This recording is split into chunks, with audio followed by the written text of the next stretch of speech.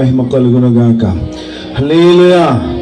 Happy Christmas, merry Christmas.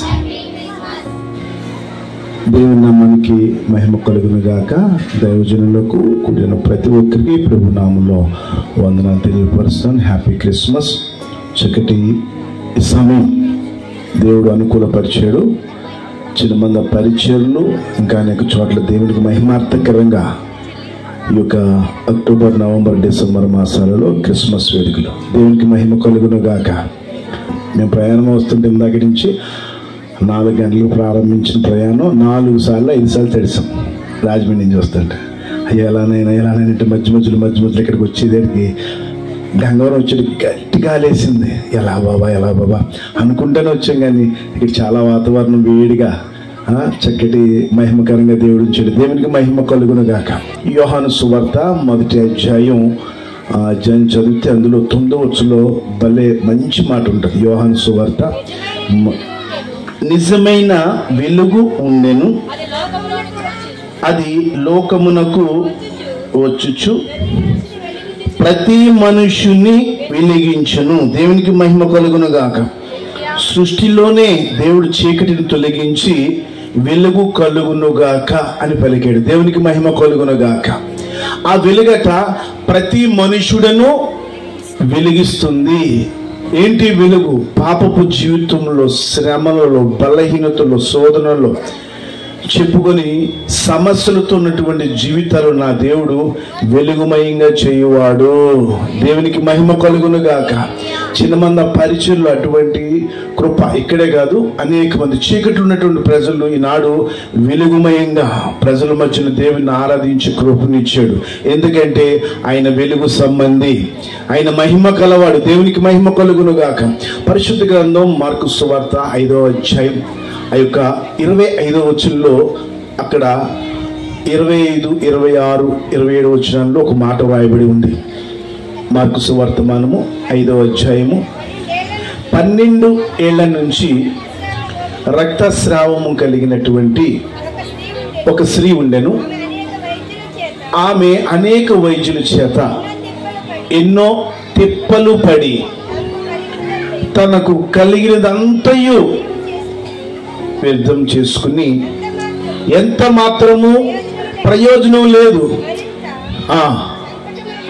మరింత సంఘటనను బట్టి ఆమెను యేసును గూర్చి విని, నేను ఆయన వస్త్రమును తాకితే మాత్రము బాగుపడదననుకుని, దేవునికి మహిమ కలుగునుగాక.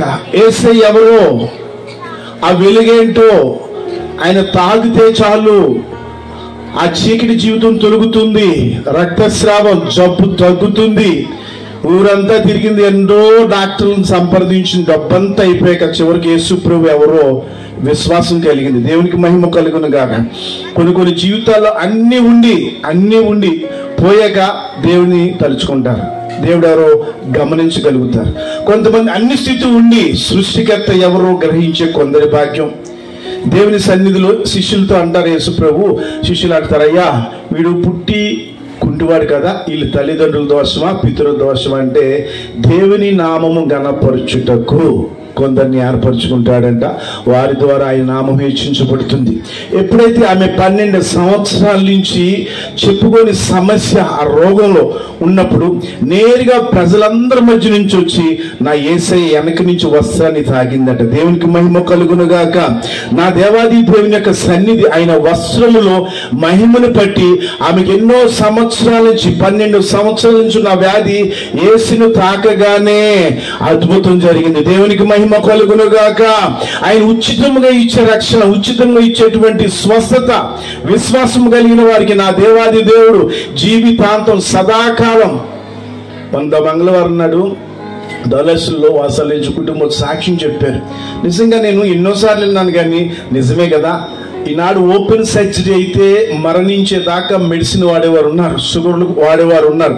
కానీ దేవుని సన్నిధిలో ఆ యొక్క కుటుంబం నిజంగా ఒక్క టాబ్లెట్ వాడకుండా 3 సర్జరీలు అయినా ఆ బిడ్డని దేవుడు దీవిస్తూనే ఉన్నాడు. ఏంటా వెలుగు?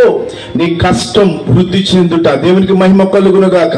యాకోబు పాస్టర్ గారు చెప్పారు కదా ఇందాక, దావీదుకు ఆయన దీపమై ఉన్నాడట, దావీదు ఇజ్రాయేల్ ప్రజలకు దీపమై ఉన్నాడట. దేవునికి మహిమ కలుగును గాక.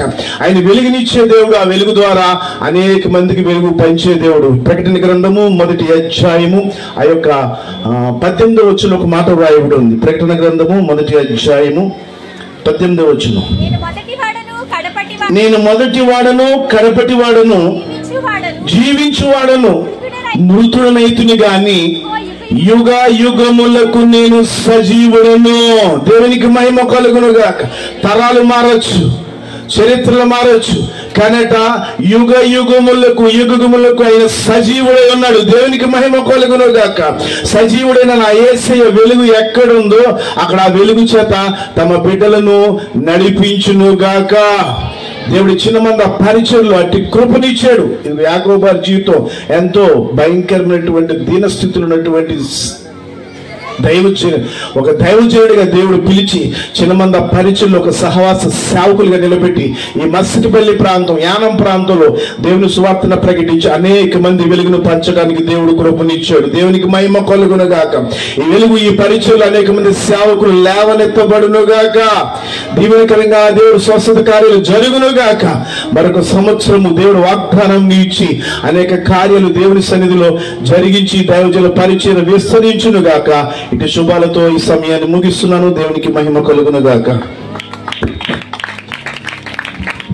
Praise Lord. చక్కటి శుభాలను తెలియజేసినటువంటి దైవజనులకి ప్రత్యేకమైన వందనాలు.